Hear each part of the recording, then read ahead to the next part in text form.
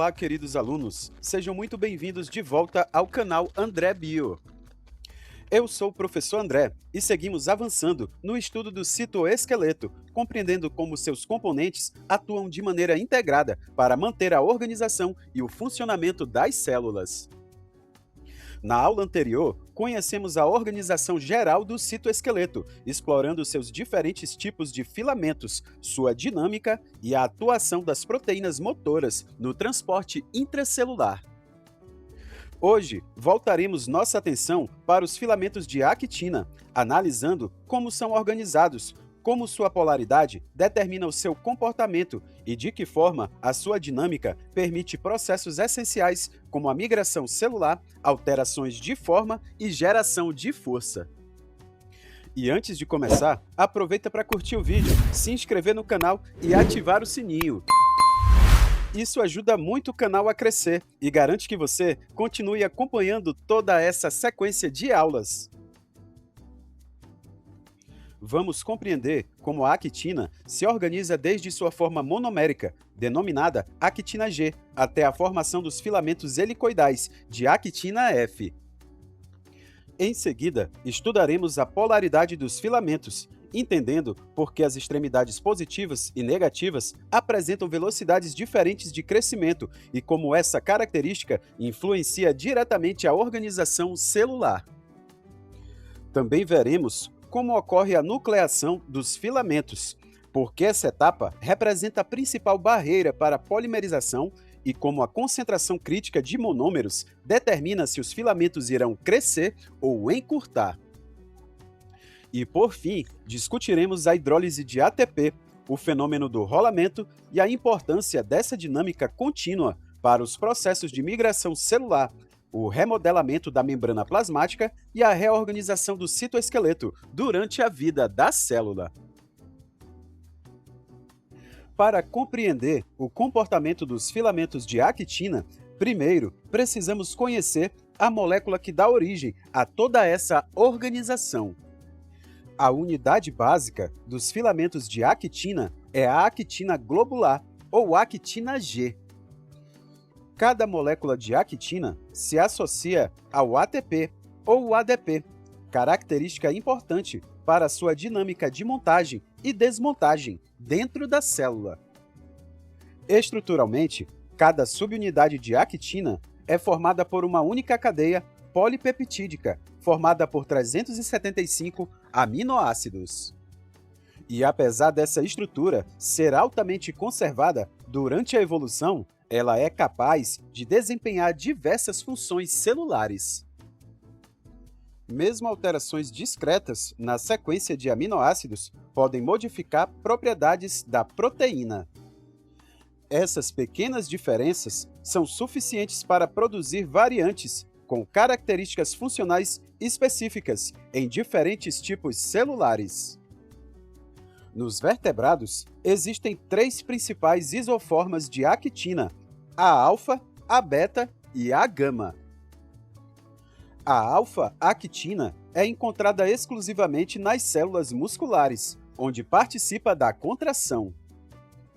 Já as isoformas beta e gama estão presentes na maioria das células não musculares, contribuindo para processos como a manutenção da forma celular, a adesão e movimentação. Agora que conhecemos a estrutura da actina, vamos entender como essas moléculas se unem para formar filamentos funcionais. As subunidades de actina G se associam em um arranjo cabeça-cauda, formando a actina filamentosa, ou actina F. Essa estrutura corresponde a uma hélice destrógera com cerca de 8 nanômetros de diâmetro, constituindo a base dos filamentos do citoesqueleto. Como todas as subunidades são incorporadas na mesma orientação, o filamento passa a apresentar polaridade. E isso significa que suas extremidades possuem estruturas diferentes, uma característica fundamental para o crescimento, a organização e a interação com proteínas motoras. A polaridade determina o comportamento dinâmico do filamento. A extremidade positiva, chamada de extremidade de pena, incorpora novas subunidades mais rapidamente, enquanto a extremidade negativa, conhecida como extremidade de ponta, apresenta crescimento mais lento. E essa diferença é essencial para processos como migração celular e o remodelamento do citoesqueleto. Embora os filamentos de actina sejam relativamente flexíveis, diversas proteínas acessórias podem interligá-los e agrupá-los em feixes ou redes. Dessa forma, a célula cria estruturas maiores e mecanicamente mais resistentes, capazes de sustentar a forma celular e participar de movimentos e forças intracelulares. Essa imagem mostra que proteínas acessórias organizam os filamentos de actina de formas diferentes. A filamina forma redes que dão sustentação à célula. Já a fimbrina organiza feixes paralelos, bem compactos, como nas microvilosidades. Por outro lado, a alfa-actinina forma feixes mais espaçados, permitindo a ação da miosina e a contração. Assim, a organização da actina varia conforme a função da célula. Mas esses filamentos não surgem instantaneamente. Existe uma etapa inicial que determina quando e onde eles serão formados. A formação de um novo filamento de actina não começa imediatamente com a simples união de monômeros. Antes que o crescimento possa ocorrer, é necessário formar um núcleo estável de subunidades associadas. E esse processo inicial é chamado de nucleação e representa o primeiro passo para a construção de um filamento funcional. O primeiro desafio da nucleação é que os pequenos agrupamentos de actina são altamente instáveis. Como cada monômero faz poucas interações com seus vizinhos, esses agregados tendem a se desfazer rapidamente. E essa instabilidade cria uma barreira cinética que gera uma fase de retardo antes do início efetivo da polimerização. Quando um núcleo estável finalmente se forma, o processo muda completamente. Novas subunidades passam a ser adicionadas rapidamente às extremidades do filamento, promovendo o seu alongamento. Com o tempo, o sistema atinge um estado estacionário, no qual a taxa de adição de monômeros se iguala à taxa de perda, caracterizando a concentração crítica da actina. Dentro da célula, a concentração de actina livre é muito superior à necessária para a polimerização espontânea. Mesmo assim, os filamentos não se formam em qualquer lugar, porque proteínas especializadas catalisam a nucleação apenas em regiões específicas. Dessa forma, a célula controla com precisão onde e quando novos filamentos de actina serão produzidos, regulando sua forma, organização e movimento. Essa imagem apresenta de forma geral duas proteínas responsáveis por iniciar a formação de novos filamentos de actina. O complexo ARP 2/3 promove a formação de filamentos ramificados, enquanto a formina favorece o crescimento de filamentos lineares. Por enquanto, basta compreender que essas proteínas controlam onde e como os filamentos começam a se formar. Seus mecanismos serão estudados com mais detalhes em aulas posteriores. Depois que o filamento é formado, o próximo passo é compreender como ele cresce e se remodela continuamente. Os filamentos de actina são estruturas polares, porque todas suas subunidades estão orientadas na mesma direção. Como consequência, surgem duas extremidades estruturalmente diferentes, denominadas extremidade positiva e extremidade negativa, cada uma apresentando comportamentos distintos durante a montagem e desmontagem do filamento. As constantes de associação e dissociação de subunidades são maiores na extremidade positiva. E por isso, quando há abundância de monômeros de actina disponíveis, essa extremidade pode crescer até 10 vezes mais rapidamente que a extremidade negativa. Da mesma forma, quando a concentração de actina livre diminui, a extremidade positiva também tende a perder subunidades mais rapidamente. Apesar das diferenças na velocidade de crescimento, as duas extremidades possuem a mesma afinidade termodinâmica pelas subunidades de actina, quando estas estão no mesmo estado de nucleotídeo. E isso significa que a energia envolvida na adição de uma nova subunidade é equivalente em ambos os polos, embora as velocidades de associação e dissociação sejam diferentes. A célula aproveita a energia liberada pela polimerização espontânea da actina para realizar trabalho mecânico. Quando a concentração de monômeros está acima da concentração crítica, o crescimento do filamento torna-se energeticamente favorável. E dessa forma, a adição contínua de subunidades na extremidade positiva pode empurrar a membrana plasmática para frente, contribuindo para processos como migração celular, mudanças de forma e movimentação intracelular. Essa dinâmica de crescimento depende diretamente das transformações energéticas que ocorrem dentro do próprio filamento.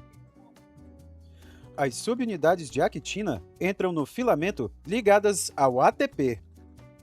Depois de incorporadas, ocorre a hidrólise desse ATP, processo que é muito mais rápido no filamento do que na actina livre. Após a hidrólise, o fosfato é liberado, mas o ADP permanece associado à subunidade, alterando suas propriedades dentro do polímero.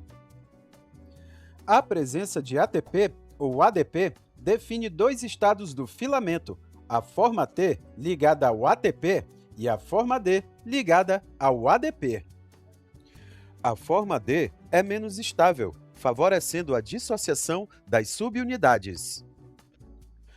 Por isso, filamentos ricos em ADP apresentam maior tendência ao encurtamento, enquanto regiões contendo ATP tendem a ser mais favoráveis ao crescimento. O comportamento do filamento depende da concentração de monômeros disponíveis no citoplasma. Em concentrações elevadas, as subunidades são adicionadas rapidamente e as extremidades permanecem predominantemente na forma T, promovendo o crescimento. Em concentrações baixas, a hidrólise ocorre antes da adição de novas subunidades, levando as extremidades à forma D, favorecendo o encurtamento do filamento. Em concentrações intermediárias de actina, ocorre o fenômeno chamado de rolamento. Nessa situação, novas subunidades são adicionadas continuamente na extremidade positiva, enquanto subunidades são removidas da extremidade negativa. Embora exista fluxo constante de actina através do filamento, seu comprimento total permanece praticamente inalterado. Esse estado estacionário depende do consumo contínuo de energia proveniente da hidrólise de ATP e é fundamental para muitos processos de motilidade celular. Depois de entendermos como essa dinâmica funciona em condições normais, podemos analisar o que acontece quando ela é perturbada.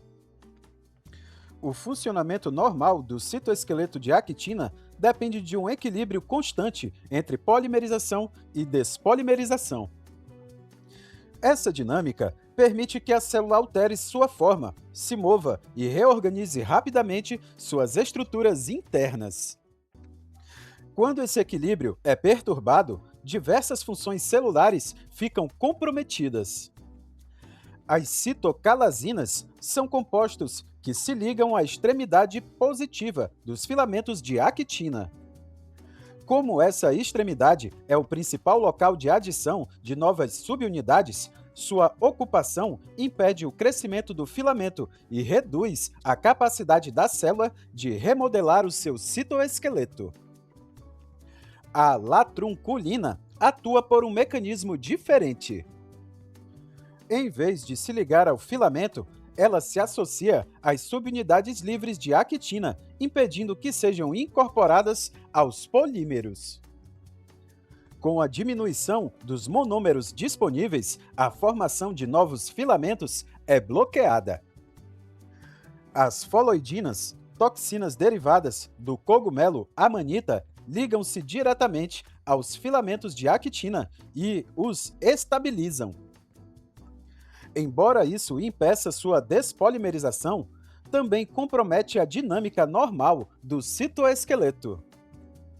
O fato de tanto os estabilizadores quanto os desestabilizadores serem tóxicos demonstra que as células dependem não apenas da presença dos filamentos de actina, mas principalmente da sua capacidade de se reorganizar continuamente. Além da ação de fármacos, a própria célula dispõe de proteínas especializadas que controlam rigorosamente toda essa dinâmica. Embora a polimerização da actina possa ocorrer espontaneamente em condições adequadas, dentro da célula, esse processo é rigorosamente controlado por proteínas acessórias. E essas proteínas regulam quando, onde e com que intensidade os filamentos serão formados ou desmontados, tornando a dinâmica da actina muito mais rápida e eficiente do que se observa em experimentos realizados em laboratório. Uma das principais proteínas reguladoras é a timosina. Ela se liga aos monômeros de actina e os mantém sequestrados no citoplasma, impedindo sua incorporação aos filamentos. Dessa forma, a timosina funciona como um reservatório de actina não polimerizada, limitando a formação excessiva de filamentos. A profilina exerce um efeito oposto. Ela se liga aos monômeros de actina de maneira que favorece a sua incorporação na extremidade positiva dos filamentos. Quando o complexo profilina-actina alcança essa extremidade, a profilina é liberada e o monômero é incorporado ao polímero, promovendo o crescimento do filamento. A disponibilidade de monômeros para a polimerização depende do equilíbrio entre essas duas proteínas. Enquanto a timosina mantém a actina sequestrada, a profilina recruta esses monômeros para a montagem dos filamentos. E essa competição permite um controle preciso da dinâmica do citoesqueleto de actina. A atividade da profilina pode ser regulada por sinais intracelulares, fosforilação e interação com fosfolipídios da membrana. E isso permite que a célula estimule a polimerização de actina apenas em regiões específicas, como na formação dos filipódios e lamelipódios, estruturas essenciais para a migração celular, adesão e remodelamento da forma celular. Para concluir a nossa aula, vamos integrar os principais conceitos estudados. Inicialmente, entendemos que os filamentos de actina são formados pela polimerização das subunidades de actina G, originando a actina F, organizada em uma estrutura helicoidal. Em seguida, vimos que esses filamentos apresentam polaridade estrutural, característica que determina diferenças na velocidade de crescimento entre suas extremidades. Depois, discutimos que a nucleação representa a etapa mais crítica da formação de novos filamentos, sendo cuidadosamente regulada pela célula. Também analisamos como a hidrólise de ATP influencia a estabilidade do polímero e possibilita o fenômeno do rolamento dos filamentos. E, por fim, compreendemos que toda essa dinâmica permite que a célula reorganize rapidamente o seu citoesqueleto para sustentar processos fundamentais como a migração, adesão, contração e alterações da forma celular. E para finalizar, agradeço muito a presença de todos vocês. As referências utilizadas nesta aula fornecem uma base sólida para aprofundar o entendimento sobre a organização molecular dos filamentos de actina e sua importância para a dinâmica do citoesqueleto. Dominar esses conceitos é essencial para compreender diversos processos celulares e servirá como fundamento para os próximos conteúdos da disciplina.